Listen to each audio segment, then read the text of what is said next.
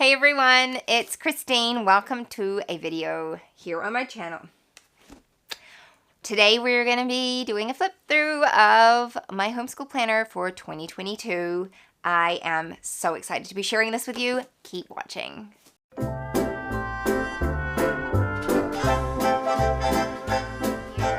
Hey there, if you're new here, I am Christine, a homeschooling mama of 3.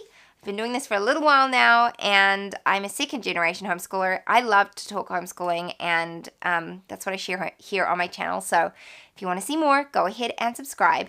Today we are going to finally be doing a flip through of my 2022 homeschool planner, which is very confusing because on the cover it actually says 2021. That was my bad. I forgot to ask her to change it. And by her, I mean Anna Vance. She makes the most beautiful homeschool planners. I used hers last year and loved it. And I'm very excited to be using the next one this year. So I'm going to be doing a flip through. I want to do a plan with me video, but our schooling hasn't started yet. And to give you like the full show of what we're going to be doing, like in a week or whatever, I want to wait until we've started our school for the year. And so that will be coming, but just for the sake of today, I'm going to do a flip through and I will talk you through how I'm planning on using different pages and things like that. Because what I love about this planner, which there's 2 parts to it, so I'm going to chat about that in a minute, but it's kind of a mix between a bullet journal style and a traditional planner, where she gives you the format in a lot of instances and the opportunity to customize it, but then you can still customize it further and use it how you want to. And I love that about it. So before I flip the camera around and show you what is inside, I do want to talk about the fact that there are 2 books in my hand, because previously to this, there was just one big planner and I don't have it with me. I should have brought it in here, my 2021 planner. It was just one big book. And while I loved it, I also love the idea of having the weekly pages bound separately to the main planner, because this is the one I'll be using on a day-to-day basis. It's like much smaller, much easier to just pick up and take with me. And then I only have to refer to this like once a week or whatever. It's just great. And you could fit this into a bag or whatever a lot easier if you wanted to take it with you. So I got the weekly pages bound separately, and I did customize the section. So I'm going to show you what that looks like. This is a little tricky because Anna does bring out her new planner, like she'll be bringing that out now. And so this planner is technically like last year's planner, but she doesn't change them that dramatically from year to year. So even though I'm showing you like last year's one, don't worry. It's like she's got a lot of the sections. It's just maybe will look formatted slightly differently, but it's the same concept. Okie doke. So we have book 1 and book 2 here. And I got 2 different covers because I love them both. And I loved that I could pick 2 different covers because it was so hard to choose between the 2 of them. Anna always gives you so many beautiful cover options, and you can customize these a little bit as far as like what's written on them and stuff like that. So she has a huge range of customizable options on there, both like outside and inside. So you'd have to look at her website to see everything that's available. But you can have these bound all together. I just chose to have them done separately. I have started using this, but I'll just show you the blank layout. This is the layout I went for in my weekly planner.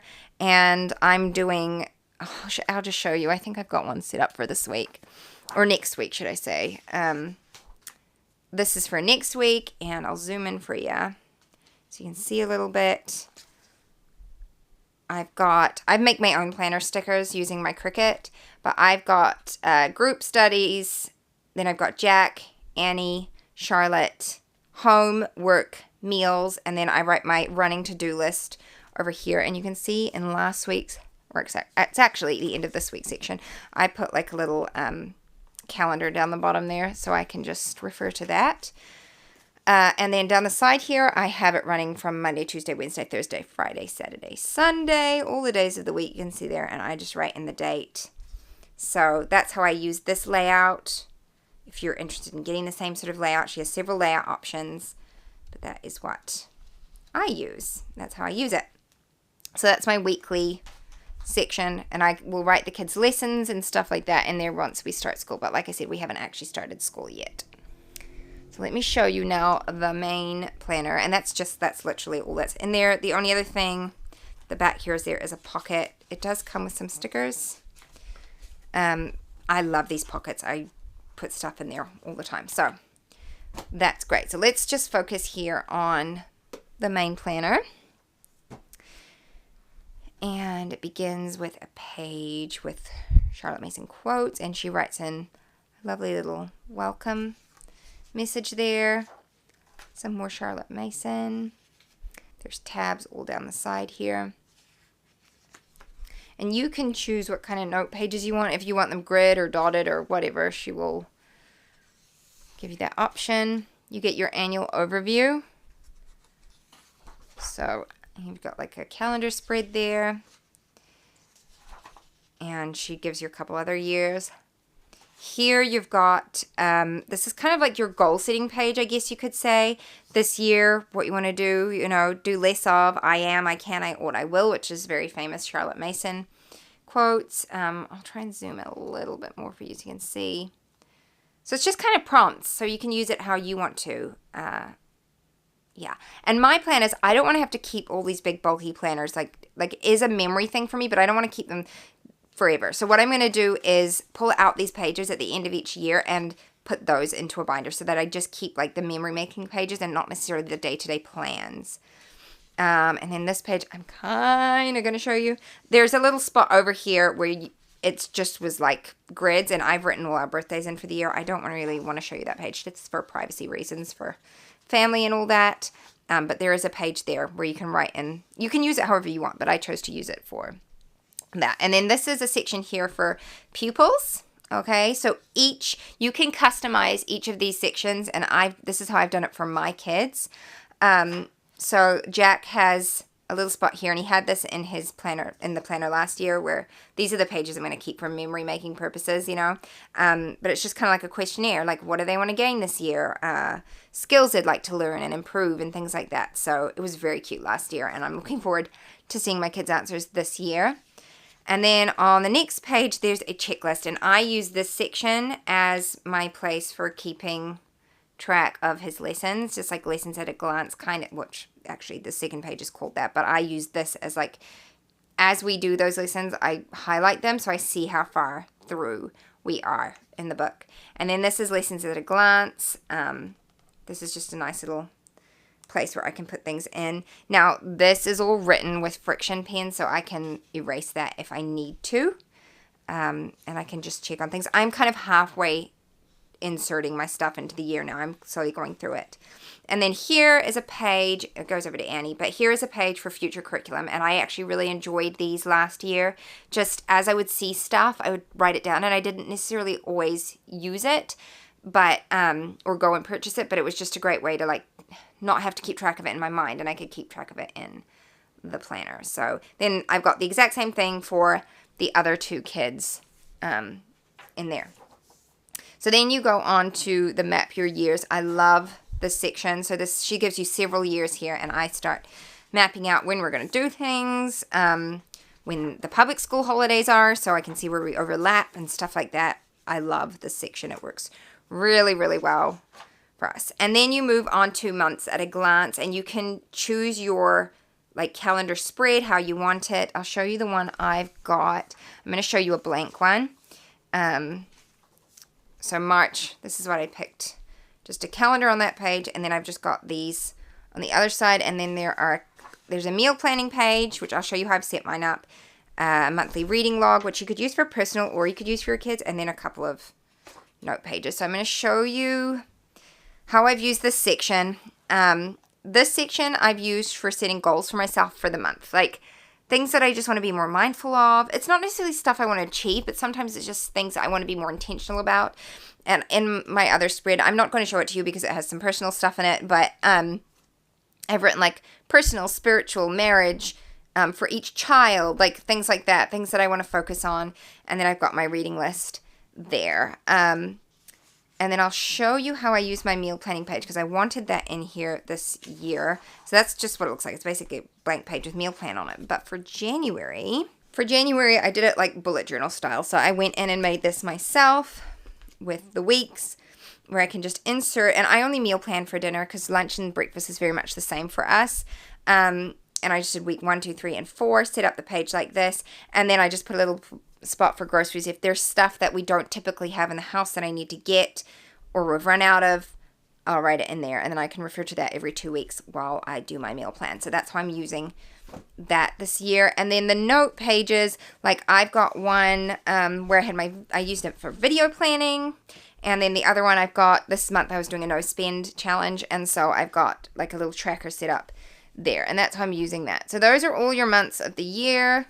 There's a tab for each month, so you can skip through, and then it goes on to lessons at a glance, and I've only just started filling this out, and I'll show you how I'm doing it. So I've got one page for each kid. Basically, there's Jack, there's weeks 1 through 6, and our terms are 6-week terms, so this works perfectly for us. So I'll put in his lessons. Again, this is using a friction pen, so I can erase this and change it as I need to, and that's all just written in there. And then I've got one for Annie, and then I've got one for our group subjects as well, which I will try and show you. There we go. I've got one for our group subjects there, just to give me an idea of what we're doing. It's not like a fixed plan. And then I moved on to the next term, and it goes through like that. And that makes up a lot of this planner. Like that goes all the way. You'll see it's all of that. So if you've got several students, there's plenty enough pages. And then this is miscellaneous, and I don't know how much of this I can show because I think I have gift planning pages in here, and I might have written gift ideas in here already. There are some lesson planning pages in here. I chose what I wanted in this section. So I did lesson planners for like subjects that I'm kind of putting together myself, resources we need, and then I'm going to like check ahead and make sure that there's nothing in here I don't want family and friends to see. There's a reading list, so I like to write down what we've read throughout the year here for our read aloud, so that I don't like buy books we've already gone through and that kind of thing. There is a checklist page, and I was going to put the kids' subjects here, but then opted to put it in their individual subject area. So there's that. There's more future curriculum pages, so this could be good for like group subjects. It's not necessarily under each child. Then there are trackers, and really I could have done my lesson tracking in here as well. But this is just great for whatever. I don't know what I'll use it for yet. I could use it for all sorts of things, maybe hours outside or like whatever. There's lots of options, but I love having the option of, you know, it being there. And then at the back, it's just note pages, and these are all, I got them done bullet journal style. So I keep at the back here, I've got a master meal list. So this is great for like meal planning. I can just refer to this list, and it just, it's like a brain dump for me, basically. I just write down whatever I can think of and put it in there.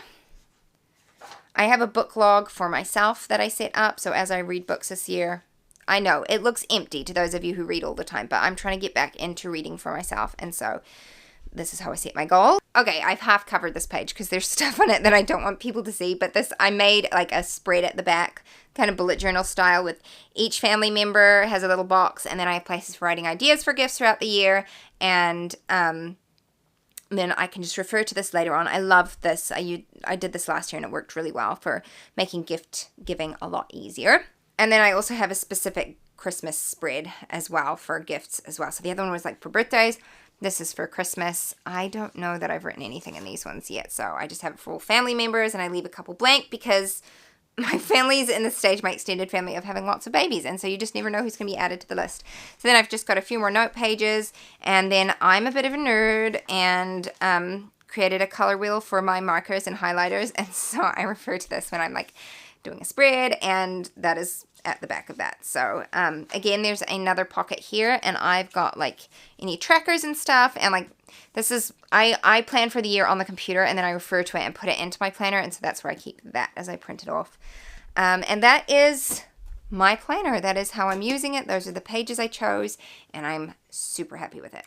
So I hope you enjoyed that video. Feel free to ask me any questions. I will have a link. I always have a link to Anna's planners down in the description below. I love her items. I actually got the Book of Centuries from her as well this year. I feel like I got something else. Maybe I didn't. But it was Book of Centuries. I got some more bookmarks. That's what it was.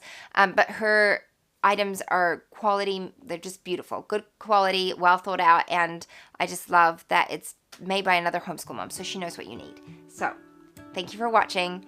Please like and subscribe if you're not already, and I will see you in my next video. Bye-bye. The world had more of your smile. What if the wind could spread your love? What if your sweetness could reach everyone? There'd be no wars,